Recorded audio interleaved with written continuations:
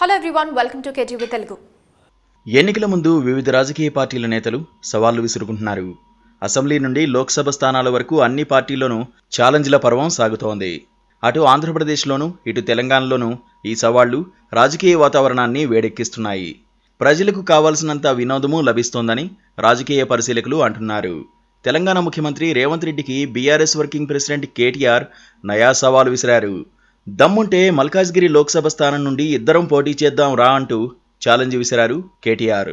తెలంగాణలో రానున్న లోక్సభ ఎన్నికల్లో బీఆర్ఎస్ను కనీసం ఒక్క లోక్సభ స్థానంలో అయినా గెలిపించి చూపించాలంటూ ముఖ్యమంత్రి రేవంత్ రెడ్డి బీఆర్ఎస్ నాయకుడు మాజీ మంత్రి కేటీఆర్కు సవాల్ విసిరారు. లోక్సభ ఎన్నికల్లో కాంగ్రెస్ పార్టీ అన్ని స్థానాలను క్లీన్ స్వీప్ చేస్తుందని ఆయన ధీమా వ్యక్తం చేశారు. ఈ సవాల్కు ప్రతి సవాల్ విసిరారు కేటీఆర్. రేవంత్ రెడ్డి ప్రాతినిధ్యం వహించిన మల్కాజ్గిరి లోక్సభ స్థానంలోనే ఇద్దరం పోటీ పడదామంటూ ఆయన సవాల్ చేశారు. సీఎం పదవికి ఎమ్మెల్యే పదవికి రాజీనామాలు చేసి మీ సిట్టింగ్ సీటు మల్కాజ్గిరి బరిలో దిగండి. నేను నా ఎమ్మెల్యే పదవికి రాజీనామా చేసి ఎంపీ ఎన్నికల బరిలో దిగుతా. మల్కాజ్గిరిలో మీరు గెలుస్తారో నేను గెలుస్తానో చూసుకుందామని కేటీఆర్ బహిరంగంగా సవాల్ చేశారు. కేటీఆర్ సవాల్ విసరడానికి కారణం లేకపోలేదు. మల్కాజ్గిరి లోక్సభ పరిధిలోని మొత్తం 7 అసెంబ్లీ నియోజకవర్గాల్లోనూ మొన్న జరిగిన అసెంబ్లీ ఎన్నికల్లో బీఆర్ఎస్ అభ్యర్థులే గెలిచారు. ఆ మాటకొస్తే గ్రేటర్ పరిధిలో అన్ని స్థానాలను బీఆర్ఎస్ మజ్లిస్ పార్టీలే పంచుకున్నాయి. ఒక్కచోట మాత్రమే బీజేపీ గెలిచింది. కాంగ్రెస్ బోనీ కొట్టలేకపోయింది. ఈ నేపథ్యంలోనే మల్కాజ్గిరిలో పోటీ చేస్తే తన విజయం నల్లేరుపై బండి నడకే అని కేటీఆర్ భావిస్తున్నట్లుందంటున్నారు రాజకీయ పండితులు. కేటీఆర్ సవాల్కు రేవంత్ రెడ్డి ఎలా స్పందిస్తారు అన్నది చూడాలి. తెలంగాణలో కాంగ్రెస్ బీఆర్ఎస్ల మధ్య సవాళ్ల పర్వం నడుస్తోందన్న తరుణంలోనే ఆంధ్రప్రదేశ్లో టీడీపీ జనసేనల ఉమ్మడి సభ జరిగింది. టీడీపీ జనసేనల పొత్తులో భాగంగా జనసేనకు 24 అసెంబ్లీ స్థానాలు, 3 లోక్సభ స్థానాలు కేటాయించింది టీడీపీ. దీనిపై జన సైనికుల్లోనూ కాపుల్లోనూ అసంతృప్తి రాజుకుంది. దీనిపైనే వైఎస్ఆర్ కాంగ్రెస్ నేతలు కూడా పవన్పై సెటర్లు వేస్తున్నారు.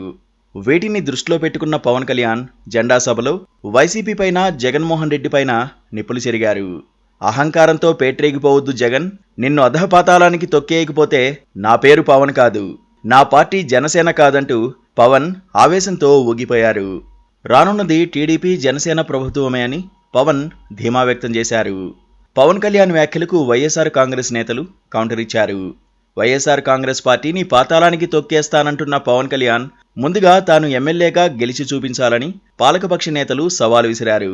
గత ఎన్నికల్లో పోటీ చేసిన 2 స్థానాల్లోనూ ఓటమి చెందిన పవన్ కళ్యాణ్ కాపుల ఓట్లను చంద్రబాబు నాయుడికి తాకట్టు పెట్టారు కాబట్టే 24 సీట్లతో సరిపెట్టుకున్నారని, తనను నమ్ముకున్న జన సైనికులను ముంచేశారని విమర్శించారు.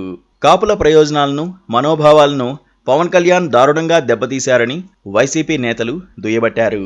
ఇక తెలంగాణలో భారతీయ జనతా పార్టీ, బీఆర్ఎస్, కాంగ్రెస్ పార్టీలు రెండింటికి సవాలు విసురుతోంది. లోక్సభ ఎన్నికల్లో కాంగ్రెస్ బీఆర్ఎస్లు బోనీ కూడా కొట్టలేవని బీజేపీ అధ్యక్షుడు కిషన్ రెడ్డి అన్నారు.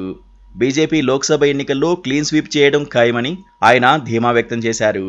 కేంద్రంలో మరోసారి అధికారంలోకి రాబోయేది బీజేపీయేనని ఆయన జోస్యం చెప్పారు. ఇండియా కూటమి కకావికలమైపోయిందని, కాంగ్రెస్ పార్టీ అట్టర్ ఫ్లాప్ అయిందని బీజేపీ నేతలు సెటైర్లు వేస్తున్నారు. మొత్తానికి అన్ని పార్టీలు ఎన్నికల వేళ సవాళ్లతో రెచ్చగొట్టుకుంటున్నాయి.